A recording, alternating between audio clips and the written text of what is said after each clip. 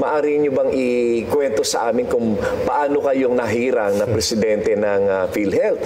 At kayo pala ay galing talaga sa private sector at hindi kayo datihan na nagtrabaho sa gobyerno. At maaari niyo bang ikwento sa amin yung inyong mga karanasan at ang inyong background upang kayo ay mahirang na presidente ng PhilHealth, kung bakit na kayo ay napili na ating mahal na presidente. Dahil si Presidente, napakagaling kumuha ng tao niyan. Magaling pumili ng kanyang mga tao. Mukha nga po kasi wala naman ho akong kumbaga career sa public service, pero nakita po siguro ng ating mahal na Pangulo yung credentials ko.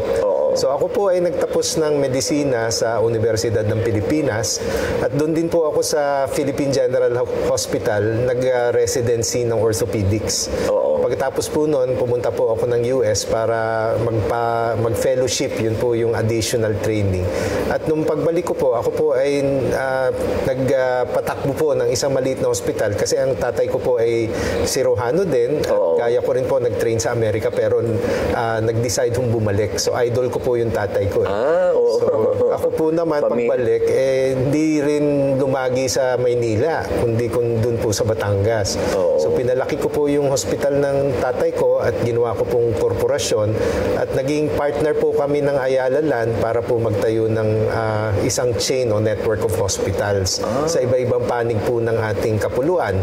At nung 2021 po, nung kasagsagan po ng COVID, ay dinesisyonan po naming pamilya na siguro po mas magandang ipaubaya na namin sa Ayala Land na mas malaki rin naman pong kumpanya ang patuloy na pagpapatakbo po ng hospital. Sa mula po noon, ako po na may bumalik ng pag-aaral at ako po ay pumunta nga sa Harvard para po magdalubhasa naman sa public health at saka global health.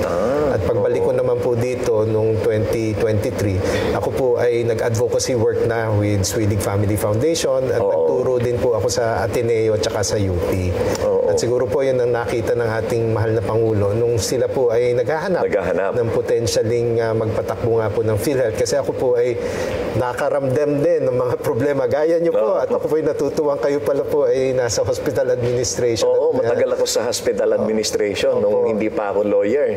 Kaya alam mo natin yung problema ang hinaharap ng mga hospital sa PhilHealth. So ngayon naman po nandito na ako sa panig ng PhilHealth, baka naman po magawa ko po ng paraan na para yung mga hospital ay hindi naman danasin yung mga nadanas natin nung nakaraan.